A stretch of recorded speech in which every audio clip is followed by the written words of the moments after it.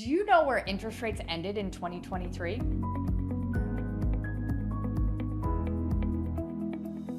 This has been 2023 interest rates. Interest rates. Enough said. There's nothing really to say. I think we actually did really well on this, despite a tremendous amount of odds against us. We always joke and say that nobody knows what's going to happen with interest rates. The Fed might know. The Fed doesn't even know. No, you might have a little bit more education, but the reality is they don't know. Yeah. It's all a little bit of a crapshoot. And so anybody that tells you they know exactly what's going to happen, even the smartest economists in the world, they don't. Which actually, they're doing a really good job. I'm like actually very impressed because at the beginning of the year, we were like, oh no, they reacted too late. And it actually is coming in as a soft landing. We were curious that it would happen, and we didn't think it could. Right? No, absolutely. And we'll talk a little bit more, I think, about the economy when we get into the consumer confidence aspect. But like, kudos on 2023 in terms of the economic status of things, because I think that we really outperformed. Anyway, so for interest rates, our predictions was that it was going to be very volatile throughout the year. In fact, if I remember correctly, I think we said a roller coaster ride of interest rates, but that we thought the ending of 2023 was going to be similar to the ending of 2022. Yeah. We hit the roller coaster ride for certain, because this year was, honestly, I felt like we were tap dancing on a hot plate. Yes. Like, we got all right. We got flipped the bird by interest rates. Yeah. So we ended 2022 at 6.42 as the interest rate. Yeah. Okay, so that's where we ended the year. Now, once again, we're not making it specific to the property type, to somebody's specific situation, and if it's a condo or a single family or somebody's credit or anything like that. The average interest rate at the end of the year was 6.42. Yep. Now, we ended 2023 at 7.03. Yes. Which realistically, we're splitting margins at this point. Yeah. It's actually about a 9.5% differential. Yes. But based on the roller coaster ride that we were on, we ended the year a lot closer and a lot better than we thought to. But let's remember, we actually saw 6 weeks of price improvements at the end of the year. Yes. I mean, part of it had to do with the fact that the world was at a really not great state in terms of a lot of other things, let's be honest.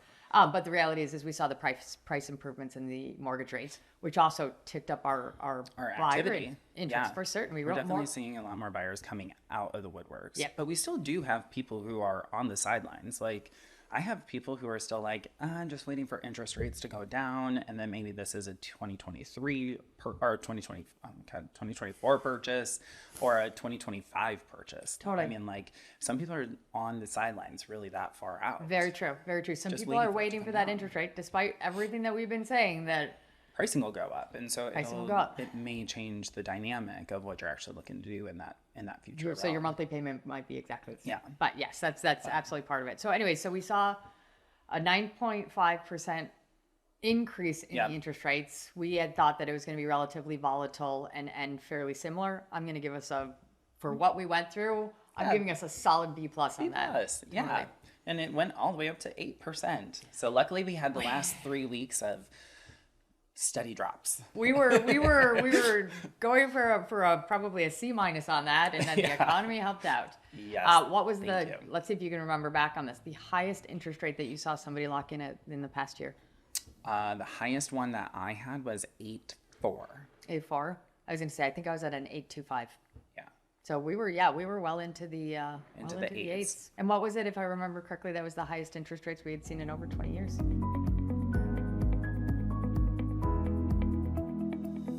Essentially, interest rates have gone down for the last 3 weeks, and I think they're going to still go down, especially since the Federal Reserve is talking about doing 5 cuts next year, which is a lot different than what their initial talk was to just maintain. Yep. But important note, when the Fed talks about cutting rates, there's a lot of... It's not mortgage rates. It's not the mortgage rates. It's the 10-year treasury. It's the long-term effects of it. And that typically has a correlation pressure on the interest rates, but it's not the same. So if you see the news reading that says Fed decides to cut rates, it doesn't automatically mean your interest rates went down. Yeah, and similar with when they were going up, it was, hey, we've already baked in these. We've already been pricing. Yeah, we've already baked in the mortgage rates into knowing that there's going to be an increase in the next Fed meeting. Exactly. So I think they're going to go down. I don't know how far they're going to go down. I don't think they're going to go crazy low, but we'll see.